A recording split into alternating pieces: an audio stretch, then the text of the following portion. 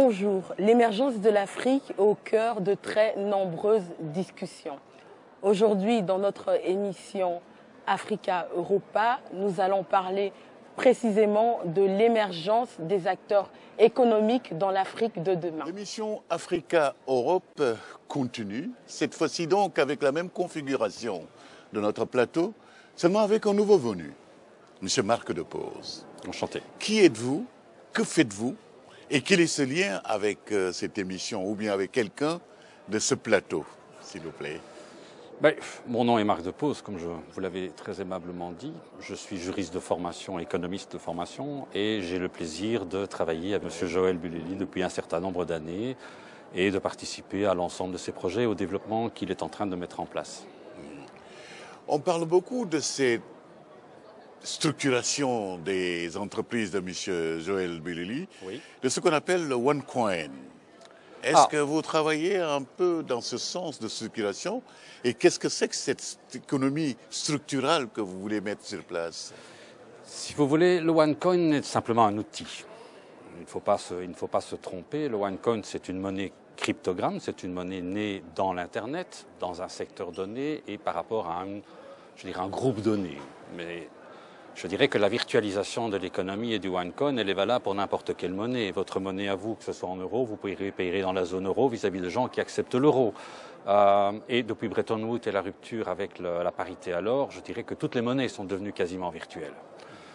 Sous cet angle-là, ce qui est important, c'est que, en réalité, l'émergence de ces monnaies deviennent des instruments complémentaires qui permettent d'accompagner, je dirais, d'affiner et de relancer des économies dans l'économie. Elle n'a pas pour volonté de remplacer l'argent officiel, elle n'a pas pour volonté de commencer à mettre en place un système universel, c'est simplement un outil qui doit permettre, je dirais, de développer précisément une communauté donnée, de fonctionner petit à petit, de grandir petit à petit, et de permettre, je dirais, l'émergence d'une économie qui va faire ses pas petit à petit, qui va grimper, qui va grandir, qui va grossir. L'idée est de fluidifier, de fluctuer, de donner plus d'aisance, de donner plus de souplesse à un certain segment de l'économie.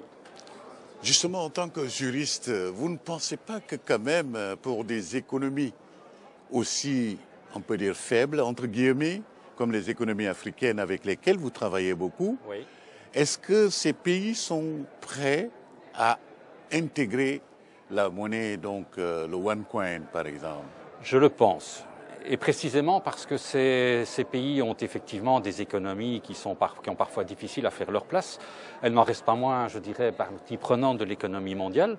Ça veut dire qu'elles en subissent de plein fouet toutes les variations, toutes les tensions, qu'elles soient politiques, qu'elles soient économiques, qu'elles soient financières, et elles n'ont pas les moyens de se défendre. Et quand on parle d'économie à ce niveau-là, on parle évidemment bien souvent d'économie étatique et le retour à l'individu, le retour à la personne qui va acheter son pain le matin, qui peut acheter une voiture, je dirais qu'on est bien loin de l'économie mondiale. Et dans cette économie de tous les jours, au contraire, je pense que le OneCoin ou n'importe quelle autre monnaie, entendons-nous bien, le OneCoin a des spécificités sur lesquelles on reviendra peut-être, mais il mériterait une émission à lui tout seul, tellement il est quand même complet. Mais en réalité, la monnaie virtuelle a, je dirais, ces caractéristiques de pouvoir être à la mesure d'entités plus étroites. D'ailleurs, en Europe, vous avez vu l'émergence d'un tas de monnaies qui ont pour volonté d'être régionales, d'être locales, parfois d'être liées à un quartier. Qu'est-ce qu'elles traduisent fondamentalement? Elles traduisent simplement la nécessité de pouvoir, dans un système d'échange qui se veut ne pas être purement financier, être un outil de définition, un outil, une unité. Si moi, je donne des cours de droit à quelqu'un qui lui-même est plombier, je donne des cours à son fils, je donne X heures de cours.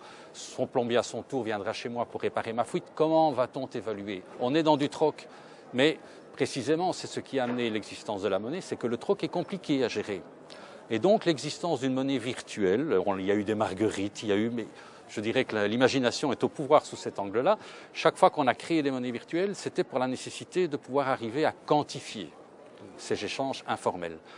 Et précisément dans des pays comme les pays africains, du moins dans certains d'entre eux, on est au troc, on est dans l'échange de services. Et la renaissance va passer d'abord par le renforcement de toute cette base économique locale. Et le OneCoin vient précisément apporter cet outil d'évaluation. C'est la raison pour laquelle vous travaillez, Joël, avec M. Marc Depose?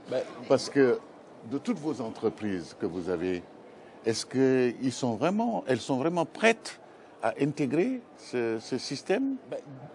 Déjà, pour répondre, avec Marc Depose, c'est pas compliqué de travailler. Donc, on travaille ensemble depuis de nombreuses années. Donc, on a, j'ai envie de dire, développé une complicité. Donc, il n'y a pas de souci de ce point de vue-là. Mais ici, au niveau du projet du OneCount, c'est vrai que M. Marc Depose s'est attelé justement à rencontrer un peu plus la communauté OneCount, parce que nous avons pensé qu'à l'heure actuelle, cette communauté qui est composée d'à peu près 3 millions d'individus pourrait être intéressante pour soutenir l'économie au niveau du Congo. Et on donne la possibilité à cette communauté aujourd'hui de pouvoir, comment dire, cet argent qui est numérique, on leur permet d'acheter des maisons à l'heure actuelle au niveau du territoire congolais. Donc oui, je pense que cette économie a tout à fait, ce OneCount a tout à fait sa place au niveau du Congo, et l'une de mes entreprises, Leader Construct, justement soutient ce projet. Marie de Tilly, comment présenter, après avoir entendu donc le député, après avoir entendu Nicole, Joël et Marc Depose, comment vous pouvez structurer tout cela dans le cadre de votre travail de coaching ou bien de business etiquette? Eh bien, moi, ce que je résumerais avec une valeur qui m'est très chère, c'est le partage. Et j'ai trouvé que justement, quand Marc Depose parlait de ce troc, je trouve que ça crée un lien. Et c'est ça qui, à mon avis, est le plus important, c'est de créer du lien, créer et partager. Et je dirais que je pense que le nouveau luxe, c'est de savoir partager. Justement. Merci beaucoup, honorable, d'être venu donc nous rejoindre ici. Un dernier mot peut-être pour ce que vous avez entendu? J'ai entendu des choses très intéressantes, notamment votre exposé sur la monnaie virtuelle. Je crois qu'elle a l'avantage de permettre le développement des activités, même sur toile de fond de crise de liquidité.